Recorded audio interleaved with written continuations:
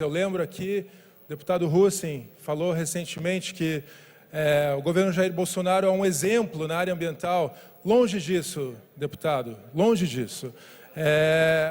O presidente Bolsonaro é o responsável por um desmonte das políticas ambientais, do CONAMA, das políticas do descompromisso com acordos internacionais, do qual o Brasil é tratado, o Acordo de Paris, a Agenda 2030, que eu lembro o governador Ratinho Júnior tem falado repetidamente sobre a Agenda 2030, qual o Paraná é signatário, o Brasil também tem compromissos ali que não estão sendo cumpridos, e a gente tem observado nesse pouco mais de um ano incentivo às queimadas, anistia à grilagem e outros crimes gravíssimos, a liberação desenfreada de agrotóxicos e o desrespeito aos direitos constitucionais dos povos indígenas. Tudo isso é muito grave, tudo isso é, sim, uma afronta à democracia e tudo isso é um descompromisso que o Brasil está dando sinais para o mundo inteiro.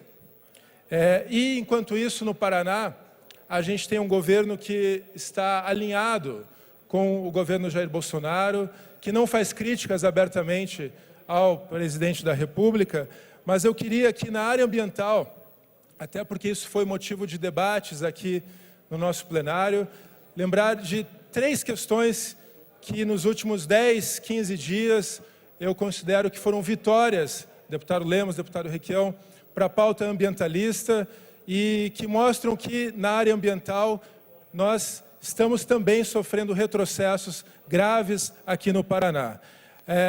Primeiro de tudo, eu quero lembrar a todos os deputados o debate que nós tivemos aqui sobre a Restinga.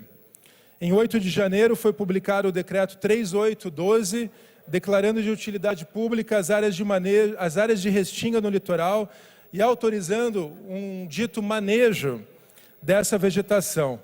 A destruição da Restinga foi autorizada sem nenhuma justificativa técnica ou base científica. E mais de um mês depois, aqui não sei se todos acompanharam, o governo reconheceu o erro e revogou o decreto. O decreto que autorizava o corte da Restinga foi revogado. E aqui eu faço um elogio ao governador Ratinho Júnior, porque é muito importante que todos nós, homens públicos e mulheres públicas, reconheçamos quando erramos. Acho que o governador acerta ao reconhecer o erro e ao revogar o decreto. Mas, evidentemente, senhoras e senhores, já houve dano ambiental. Recebemos denúncias, inclusive, de corte com uso indevido de glifosato na área de preservação permanente do litoral paranaense. Então, acho que isso é uma demonstração também de que, acima de tudo, as decisões políticas precisam ser norteadas pela ciência.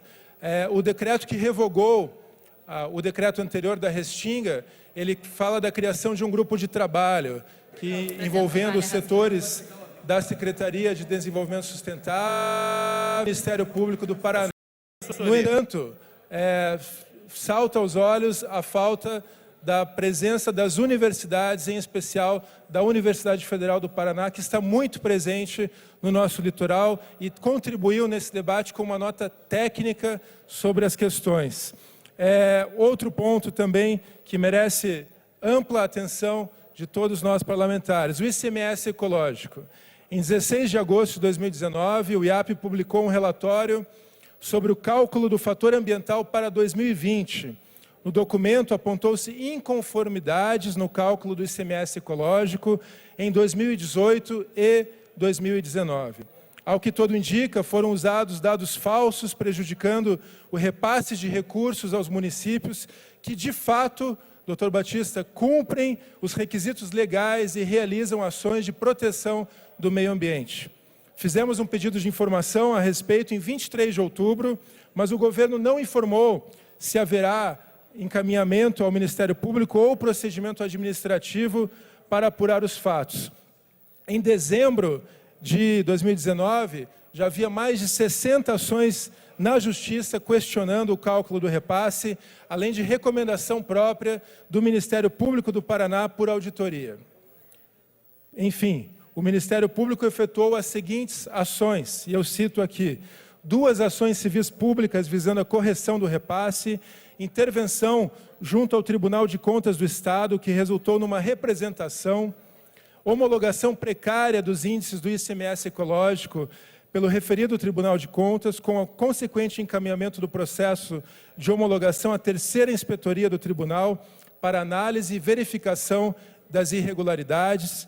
E no âmbito da inspetoria foram realizadas recomendações no processo de homologação e na representação, e ambos seguiram recentemente para seus respectivos relatores. Também houve uma recomendação administrativa, agora recente, para que os municípios façam a gestão dos recursos do ICMS ecológico. Uma recomendação administrativa para que o governo estadual, o governo do Paraná, pelo órgão do Instituto Água e Terra, readeque os cálculos do ICMS ecológico. E, por fim, uma representação de inconstitucionalidade para o Procurador-Geral de Justiça do Paraná. Ou seja, deputados, a gente não pode agir sem ciência.